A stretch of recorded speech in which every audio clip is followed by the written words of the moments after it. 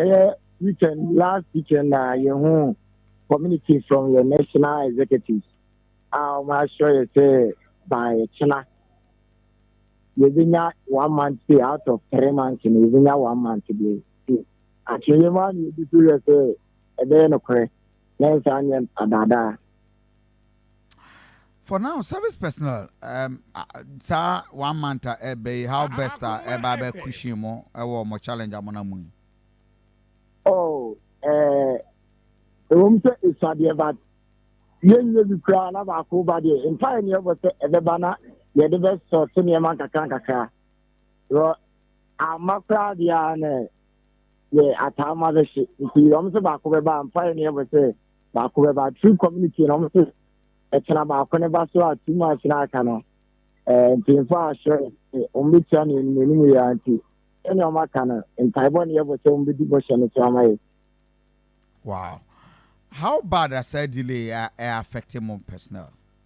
Oh, I feel the a bifaka ne ko ejuma e bi arrange some utility bills e bi send support to be apart from allowance ya na ye any that say or they keeping itself e kaka ti drem na kanema emma you know say I go through hell kaka but oma sure say it's no me tia ba ko na previous days coming you know o me tia dia kana ti na what's no machine there no pray.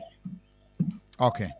My mene the national president at the national service one more personnel no. Akosa bibi abako there. Nyame adom ne mo pai bibi abako penny. And then you inform more statement here mo de buy. Okay, Mbesa was so actually Ghana and national service personnel na ewo omaimo. Yafa asibi atu ya hoso.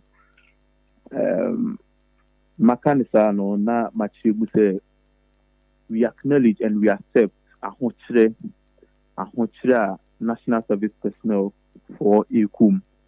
Na national leadership of NASPA no so yentina yeso. Ye dim kuta ho even before Saturday anopa ye be release your communique no na Friday no ye the management enya kuta ho die and na Saturday morning so no ye ne the executive director honorable SSB entry so enya kuta ho dia e ma ye nya confirmation say ochina 22nd March no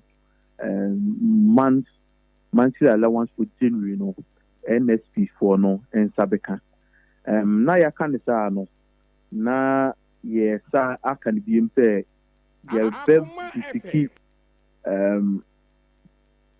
management say for the month of February and March no so no mbedi hu djuma and tempa so na ye nkomu ahin haye enti ye de etwen an say ochina say ska no be hiti account ni ya almost say the akano da be na beba mi no the akano oma my any specific date but no more ka say process egusu a omo make arrangement for payment but openusual ma ahochire na personnel for no ekum because case a dine rent system a DMO ne everyone fuel price e cost the standard of living e cost no say ushema ye de na ye say and 2 months arrears na akamuno on between ni na bu mama ye and say ne sense bi binti no munti binti a ochina ye ntie for any excuse bia de ye hwehwe any de peti tia ne say ochina no okay that genuine allowance no ahete again accounting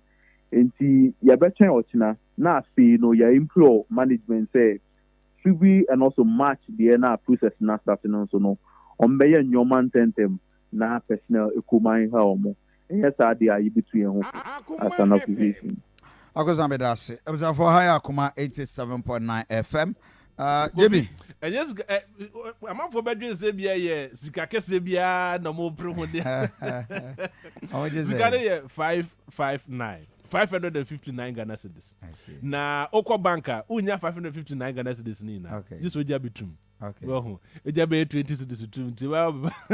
Why is that, bro? But but Obi sent him a message, and a very